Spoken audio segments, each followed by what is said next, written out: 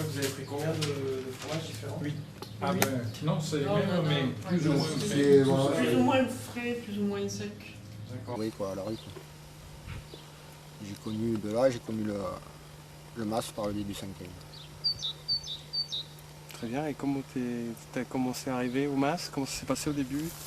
Au début, j'étais encore alcoolique, je buvais, ça n'a pas été évident. Heureusement que c'est un endroit où c'est un lieu à vivre, quoi. Il n'aurait pas soutenu, je serais peut-être encore à la rue, ou je sais pas où.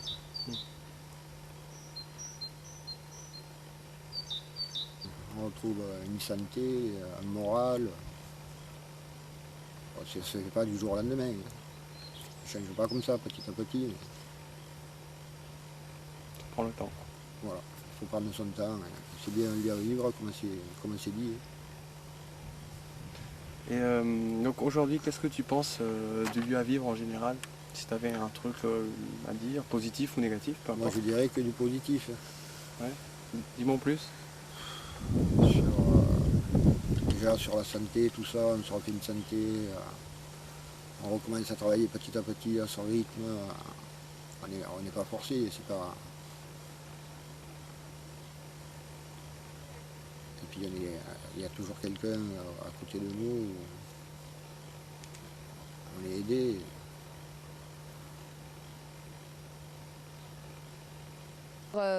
Vous êtes résident du Mas de Carles depuis combien de temps? Depuis 3 ans.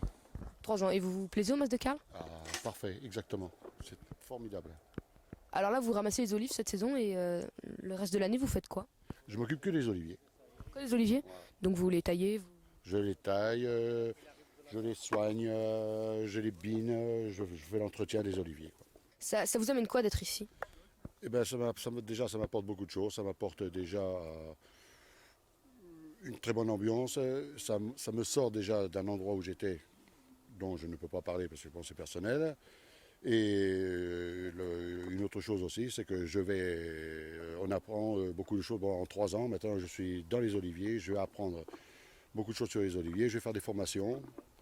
Donc, ça va m'apprendre, pas un métier, mais enfin, ça va m'apprendre.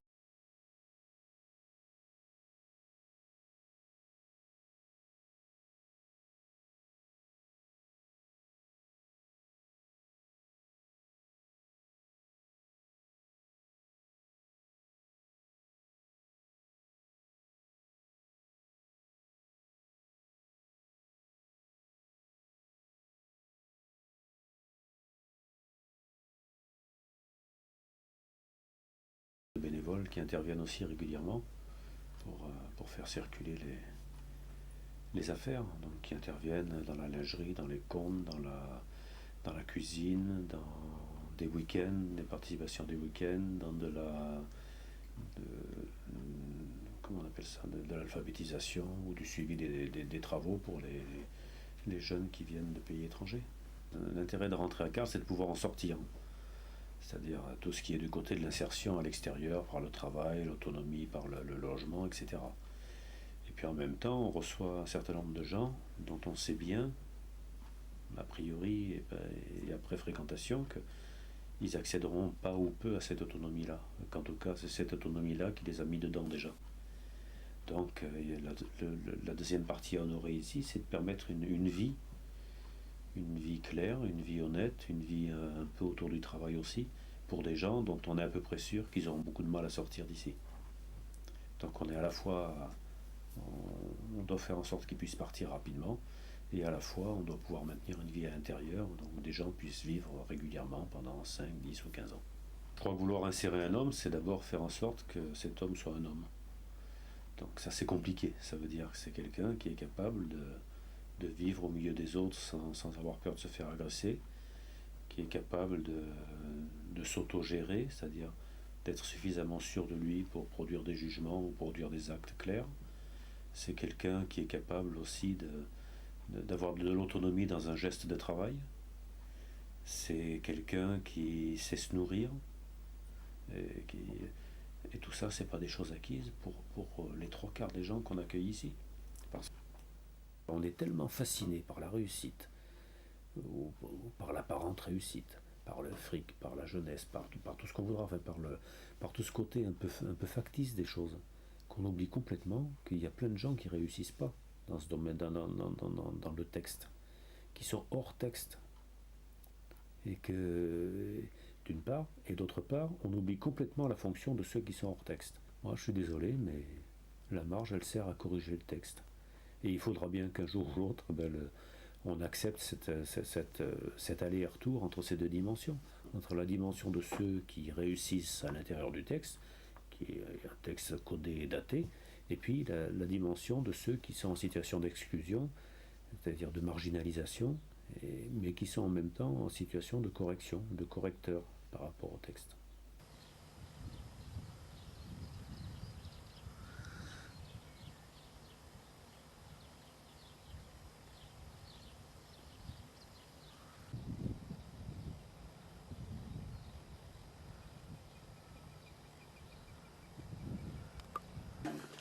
Tu veux bien qu'on te signe? C'est juste 30 secondes en fait, c'est pour prendre les lieux très rapidement, donc si ça vous gêne pas. Vous vous baladez, vous prenez vos photos? J'ai fait tout le tour déjà et je fais bonjour. Je veux juste prendre les bureaux pour bien montrer le lieu. Oui, bah, en vous fait. permettez, on sort. Hein. Alors moi, je suis venue ici parce que j'avais envie que ma vie prenne un sens vis-à-vis des autres. Et j'aime ce travail d'équipe. Moi, nous formons une équipe à la cuisine. On est échangeable et interchangeable. Et on rencontre après les gars, les résidents. Et c'est important pour moi, ce contact humain. Je préfère faire ça que d'être vraiment dans des bureaux et d'avoir aucune personne avec moi. J'aime bien le projet que l'on a dans ce MAS, qui est cette insertion de tous ceux qui sont en détresse, qui sont seuls et qu'on accueille ici. J'aime bien l'idée qu'ils travaillent et que petit à petit ils se remettent tout doucement à leur rythme, dans le travail, dans le rapport avec les autres, dans la vie en communauté. Je pense que c'est ça aussi qui les fait grandir et les fait avancer. Depuis quelques années, il y a une bonne évolution dans l'encadrement aussi, je pense. Pour moi, je trouve que c'est plutôt amélioré. Et le fait qu'ils puissent avoir des contacts avec d'autres personnes, comme le parcours nature qu'il y a lieu, comme les journées portes ouvertes, pour eux, je crois que c'est important aussi, ils s'investissent beaucoup, et je trouve de plus en plus. Eh bien, pour moi, on s'associe entre disons les trois catégories de personnes, les résidents tout d'abord, les salariés et les volontaires, parce que pour moi ça participe du vivre ensemble. C'est en quelque sorte faire société avec ceux qui ont besoin de se poser au MAS. Les constantes du projet, puisque ce projet est porteur pour nous tous, c'est apprendre à se connaître, se parler, s'écouter, éventuellement faire des choses ensemble et respecter surtout le projet de ceux qui vivent là. Ça permet aussi aux volontaires qui se réunissent de se connaître eux-mêmes et d'apprendre par le biais des salariés quels sont les impératifs du MAS, l'héritage que nous avons du Père Joseph.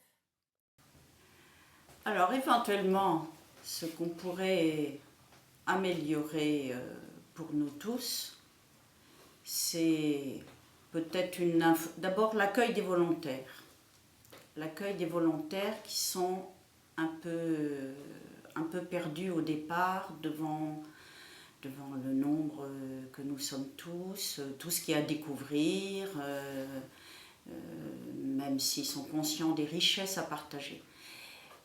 Peut-être aussi plus d'informations à l'intérieur du MAS, non pas être au courant de tout, mais quelquefois ça permet d'être plus présent. Et puis, est-ce qu'il ne serait pas envisageable aussi d'associer les volontaires à des sorties ou à des projets communs, éventuellement même à l'extérieur du MAS. Et puis bien sûr, renouveler ce projet de rencontre commune entre tous.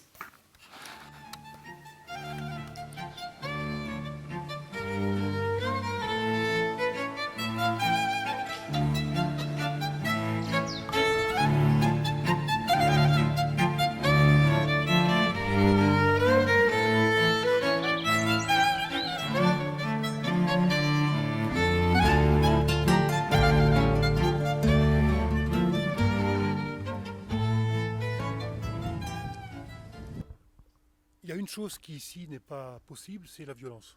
Voilà, donc je veux dire, quelqu'un qui serait dans une relation de violence ne peut pas rester ici. Donc les choses sont claires dès le départ. Simplement, la rue c'est la rue. Je veux dire, c'est des choses qu'on connaît mal quand on n'a pas vécu de près ces choses-là. Le Mas de Carles, et c'est la réflexion que font les gens en arrivant, c'est un lieu, c'est beau en fait. Voilà, c'est un lieu calme. Et le contexte même propose aux gens de passer à un autre type de relation que celui qu'ils avaient dehors ou dans la rue. C'est pas forcément très beau, c'est surtout pas très calme. Et les relations sont basées sur d'autres références que celles d'ici en fait. Ici, la relation elle est basée sur la vie ensemble, vivre ensemble.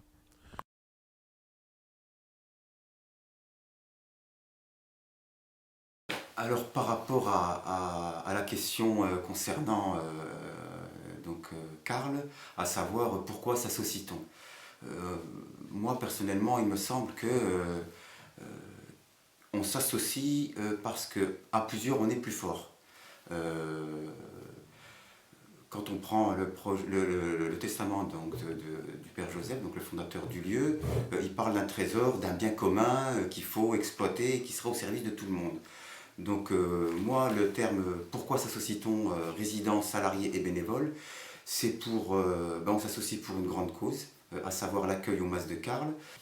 Alors concernant le projet associatif, il me semble qu'il y a donc des choses qui sont constantes à Carles, à savoir le premier accueil. Que Carles est d'abord un lieu d'accueil, de premier accueil même je dirais, pour les personnes qui n'ont plus rien. Donc ça c'est quelque chose qu'on retrouve à tous les niveaux à Carles, c'est un lieu d'accueil. Par rapport à ce qui évolue et ce qui va évoluer je pense à Carles, c'est la prise en charge des personnes. On a affaire aujourd'hui à Carles à des personnes vieillissantes et malades souvent. Et ça pose la question de l'accueil de ces personnes et du projet de Carles.